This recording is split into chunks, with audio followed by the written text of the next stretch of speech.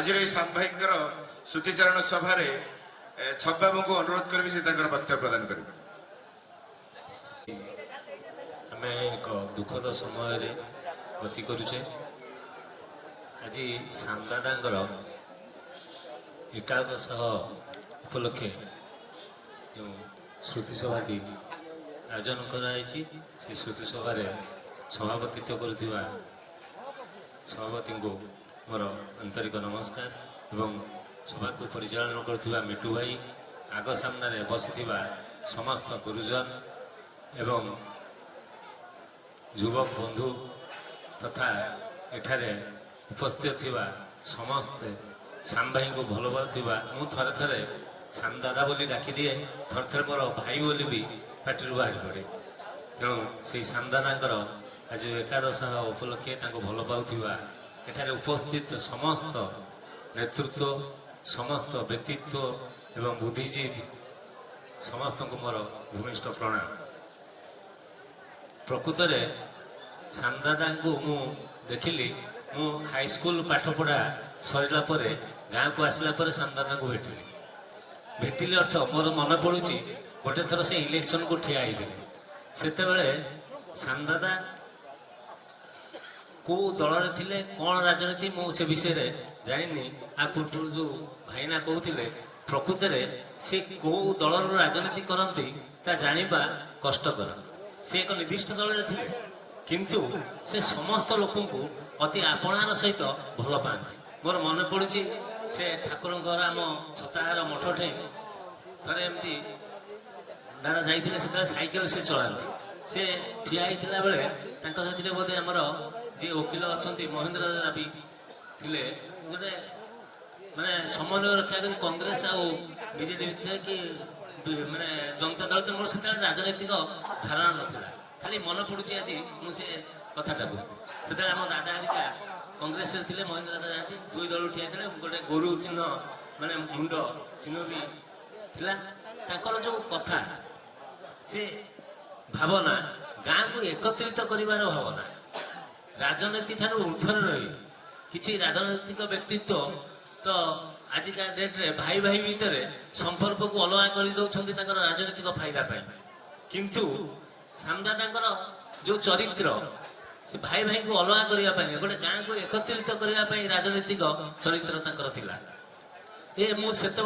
high school पाठ पढ़ा पर भी अनुभव करी तापर आस्ते आस्ते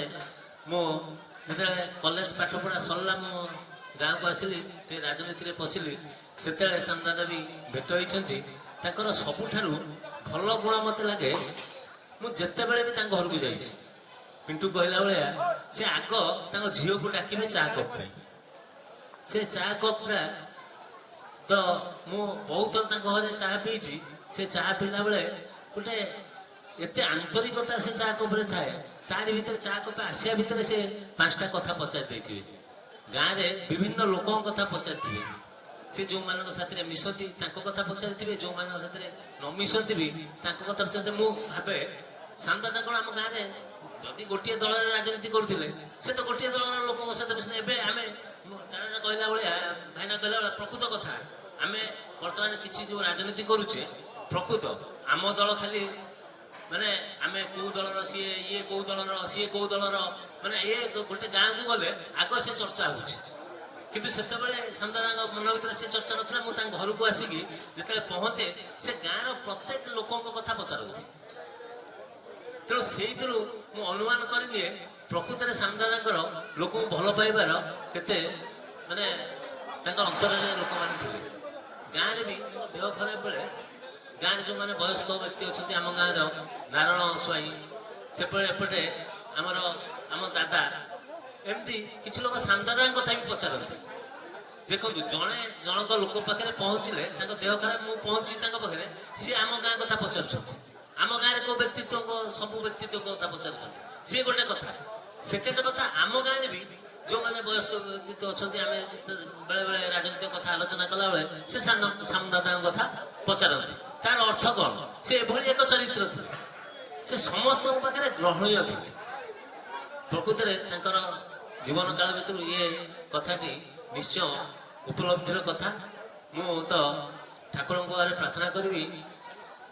ଆମ ଭାଇନା କହିଲା ଭଳିଆ ଆମେ ଯେଉଁମାନେ